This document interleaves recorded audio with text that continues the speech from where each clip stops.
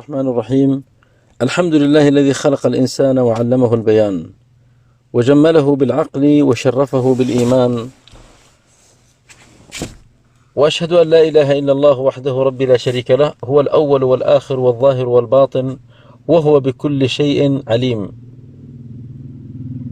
هو حسبنا ونعم الوكيل، إلها واحدا وربا شاهدا ونحن له مسلمون. وأشهد أن محمدا عبد الله ورسوله، بعثه الله رحمة الإنس والجان، تابعين لهم بإحسان. اللهم اسلك بنا طريق الهدى والنور والخير والفلاح والبركة والسعادة، يا منان يا رحمن يا ذا الجلال والإكرام. أيها الإخوة الكرام، جاء في الصحيحين من حيث أبي سعيد الخدري رضي الله عنه أن النبي صلى الله عليه وسلم قال: لتتبعن السنن من كان قبلكم حذو القذة بالقذة، شبرا بشبر ذراعا بذراع، حتى ولو سلكوا جحر ضب لسلكتموه. قلنا يا رسول الله اليهود والنصارى، قال النبي صلى الله عليه وسلم: فمن؟ وفي رواية: فمن القوم إلا أولئك. والسنن بفتح السين السبيل والمنهاج، وقد يضم. والجحر يعني كل شيء تحفره الهوام والسباع لأنفسهم.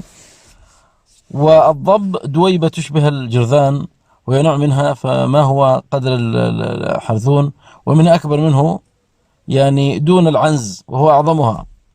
ونقل الدميري في حياة الحيوان أن الضب والورل والحرباء وشحمة الأرض والوزغ كلها متناسبة في الخلق. من دلائل نبوته صلى الله عليه وسلم أن يخبر ببعض ما كان وما هو كائن إلى قيام الساعة، فإن ذلك من أنباء الغيب التي يوحيها الله إليه، ما كان يعلمها هو ولا قومه من قبل. ومن هذا القبيل وهو في صحيح السنة غير قليل أن أمته إلا من عصم الله ستركب رؤوسها وتتبع أهواءها وتسير سيرة أهل الكتاب من قبلها، حذو القذة بالقذة والنعل بالنعل، لا تغادر شيئا من معاصيها ويدعها وبدعها وزيفها وانحرافها إلا وقعت فيه وآثرت على تعليم دينها وآداب شرعها. وهذا هو السر، التمثيل بالشبر والذراع وتخصيص الجحر بالضب. فهم لحرصهم على اقتفاء آثار يعني القرون الخالية والاقتداء بهم على كل كبيرة وصغيرة، ليأخذن بأخذهم ولا يدخلن في مداخلهم، وإن بلغت من الضيق والالتواء والرداءة مبلغ جحر الضب. فهذا ابتلاء هذه الأمة، ابتلت هذه الأمة ما ابتلت به الأمم السابقة.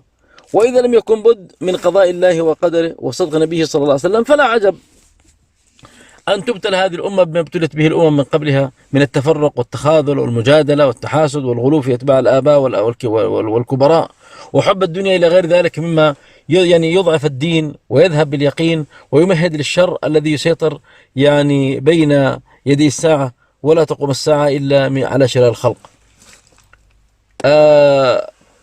نبت هذا كله وأخذ ينمو ويترعرع في أعقاب القرون الثلاثة الأولى، حينما اتسعت رقعة الفتح ونمت الوشائح بالأمم المغلوبة، ثم فتن العامة بالدنيا وزخرفها، وفر الخاصة إلا قليل بدينهم من الفتن، وعجزوا عن أن يقاوموا الدنيا وعبادها والأهواء وأشياعها، ورضوا من الغنيمة بالسلامة، وليس هنا مجال لمؤاخذة مقصر على تفريطه أو متغال على إفراطه. أخرج مسلم مالك والنسائي وغيرهم عن أبي واقد الليثي رضي الله عنه أن قال: خرجنا مع رسول الله صلى الله عليه وسلم إلى حنين ونحن حديث عهد بكفر، وللمشركين سدرة يعكفون عندها وينوطون بها أسلحتهم يقال لها ذات أنواط. فمرنا بسدرة فقلنا: يا رسول الله اجعل لنا ذات أنواط كما لهم ذات أنواط. فقال رسول الله صلى الله عليه وسلم: الله أكبر، إنها السنن. قلتم: والذي نفسي بيده، كما قالت بنو إسرائيل لموسى: اجعل لنا إلها كما لهم آلهة. قال: إنكم قوم تجهلون. ثم قال: تركبن السنن من كان قبلكم. ونرى يعني محملا قريبا أن تكون هذه القصة يعني السبب الأول في سياق هذا الحديث، فيكون من قبيل تحذيره صلوات الله وسلامه عليه لأمته في آخر حياته أن يقعوا فيما وقع فيه الأمم من قبل، كما حذرهم في مرضه الذي توفي فيه أن يتخذوه كما اتخذ اليهود والنصارى قبور الأنبياء مساجد. ما فائدة هذا التحذير أيها الإخوة؟ إذا كان ركوب الأمة المحمدية السنن يعني من قبلها يعني أمرا لا منص منه ولا معدي عنه، حتى عد ذلك بحق من المعجزات ودلائل النبوة، فما الحيلة في يعني قضاء نافذ وأمر مقدور؟ ثم ما فائدة التحذير مما حدث أو حدث منه صلى الله عليه وسلم أنه كائن لا محالة؟ جدير بنا أن نقتبس الإجابة من هذا السؤال من صاحب اقتضاء الصراط المستقيم لمخالفة أصحاب الجحيم، فإنه لم يدع في هذا المقام المستزيد زيادة. قال: إن الكتاب والسنة قد دل على أنه لا يزال في هذه الأمة طائفة متمسكين بالحق إلى قيام الساعة، وأن الله لا يزال يغرس في هذا الدين غرسا يستعملهم في بطاعته، وأنهم لا يجتمعون على ضلالة. ففي التحذير من التقليد وركوب السنن تكثير لهذه الطائفة الظاهرة المنصورة وتثبيت لها وتقوية لإيمانها. ثم لو قدر أن أحدا لا يترك التشبه بهم والدخول في أهوائهم لكان في هذا التحذير إيمان بما جاء به الصادق المصدوق صلوات الله وسلامه عليه. ألا ترى إلى ما يرويه مسلم من قوله: من رأى منكم منكرا فليغيره بيده، فإن لم يستطع فبلسانه، فإن لم يستطع فبقلبه، وذلك أضعف الإيمان. وفي لفظ: ليس وراء ذلك من الإيمان حبة خردل، والإيمان بما كرهه الله خير وإن لم يقترن بالعمل. ومن هنا كان حقا على العالم بالمنكر أن ينكره ولو تورط فيه وابتلي به، على أن العالم بالذنب قد يستغفر الله ولو أصر على ما فعل، أو يأتي بحسنات تمحوه أو تخففه أو تضعف همته يعني في طلبه. وكم بين العالم والجاهل من درجات وفضل، والحمد لله، إذ من على هذه الأمة بأنها يعني مهما اختلفت وتخاذلت فلا يزال طائفة منها ظاهرين على الحق لا يضرهم من خالفهم حتى يأتي أمر الله. وفي هذا يعني كما أشرنا أول الشرح إيماء إلى أنه صلوات الله وسلامه عليه لا يقصد كل الأمة، وإنما يقصد سوادها الأعظم الأغلب، اعتمادا على ما تواترت عنه من استثناء هذه الفئات النادرة أو النادر كما يقولون، والنادر لا حكم له. بلاء يعني بسبب التقليد. هذا الحديث فيه إشارة إلى بلاء التقليد وسوء مغبته، وكم جرى التقليد على الأمم لا سيما المسلمين من ويلات ونكبات في أنفسهم ودينهم وقوميتهم، حتى كادوا ينمعون في غيرهم كما ينمع الملح أو الحبر، نسأل الله السلامة. لماذا ذاب المسلمون في شخصية غيرهم وهم أهل الدين الصحيح وأهل الرسالة، أهل رسالة الإسلام وخاتم الأديان، دين رب العالمين: اليوم أكملت لكم دينكم وأتممت عليكم نعمتي ورضيت لكم الإسلام دينا.